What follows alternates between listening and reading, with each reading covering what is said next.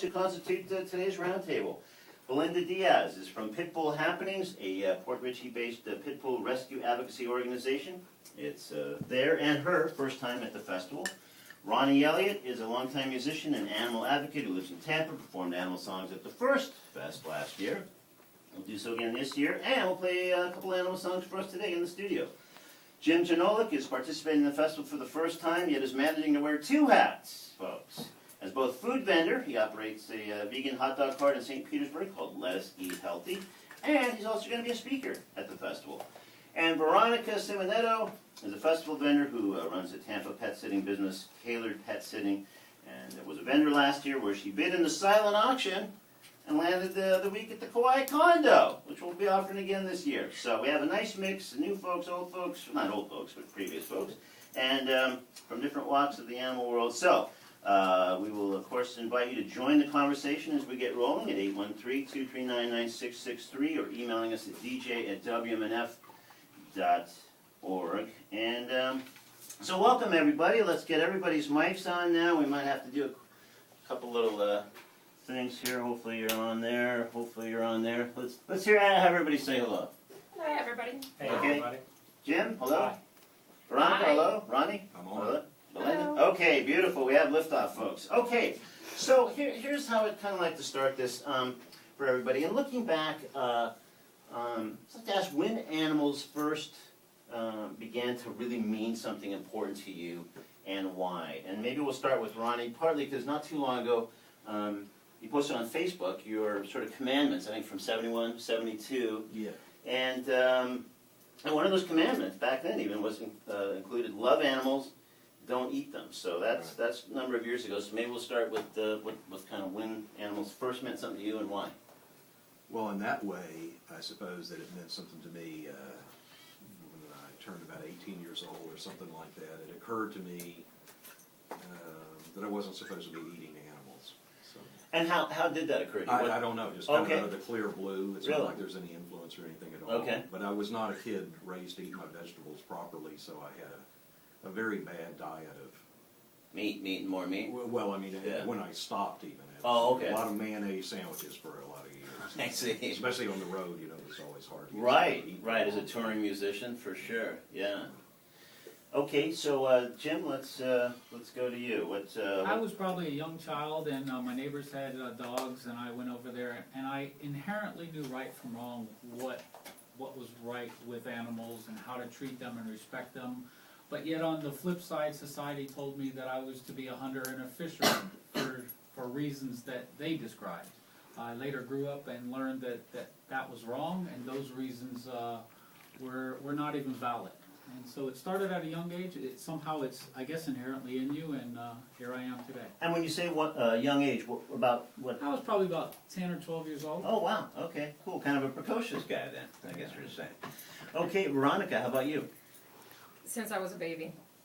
Really? Oh, God. Wow, I thought Jim was precocious, but I guess that trumps that considerably. Yeah. We've always had animals in the house and in the farm, and I think I'm the one that would bring everything to the house. Between ducks, squirrels, anything that would follow me home, I would bring it home.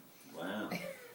And that's just carried all the way through, obviously, It's right? always been, I mean, I went into the corporate world, and I've always had animals, and then when I got to Tampa, I decided, you know what, it's time to do something about it, and I couldn't love my company more. All right, well, we'll come back to that more. And Belinda, how about you? I actually wasn't raised with animals. I got my first pit bull about 6 years ago, and that's where it all started. And something must have happened if you weren't really an animal person to suddenly get an animal, and as we'll talk about maybe more later, a pit bull in particular, which obviously has. Well, I mean, I had a little turtle for my daughter when she was little, but I just was never. My mom never raised us with animals, and my husband kept saying, one day when we rent a house, we'll get a dog. And when we finally rented our first house, we went ahead and got a dog, and it's been ongoing since then. And so it's almost coincidental that it was a pit bull, the first one, or? He was raised with pit bulls, so Okay. he just kept telling me, you have to, you know, I wasn't a big fan of the breed until I got my first one, and Okay. once I got it, he always kept telling me, we have to get a pit bull when we get our first one, and that's what we chose, and never turned back since. Okay, and speaking of that, we'll, I'm sure cover this more, but we have a beautiful pit bull in the studio with us. Her name is Amaya, and she's 5 months old. And Tiffany from Pit Bull Happenings as well is kind of looking after her, but this girl could not, well, Tiffany too, I suppose, but Maya could not be cuter, and anyway, she is ready to be adopted, and we'll talk about her more. And is there a picture of Maya on the Pit Bull Happenings website? Oh yeah, Maya and Okay. her sister. Mhm. Okay, cool. So that we'll get to everybody's website at some point, but pitbullhappenings.com is where you would go and look for Amaya, A-M-A-Y-A. Yes. All right, cool.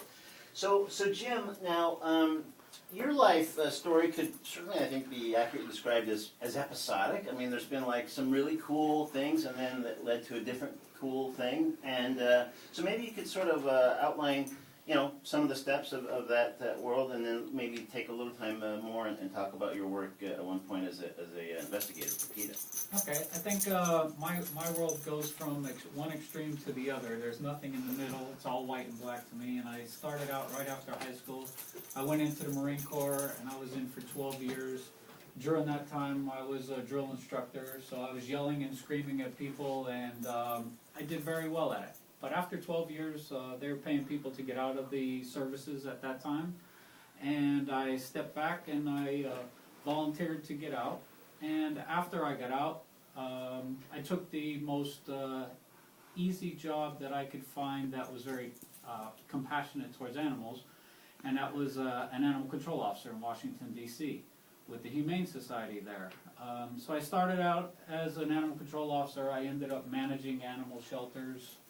And after about 10 years of that, I went to work for PETA as an undercover investigator. I did 3 years of that until I couldn't take any more of what I've seen. I lived on the road for 10 months out of the year, and I saw just a lot of bad stuff. And after 3 years of that, I couldn't do it anymore.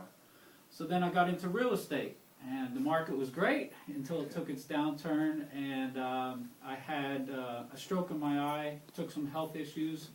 I had to step back again and reduce my stress, so I walked the Appalachian Trail, 2,179 miles. Took me 6 months, and now I have my company, which we'll get into a little bit later, is a vegan hot dog cart called Let Us Eat Healthy, and I'm in St. Petersburg. Well,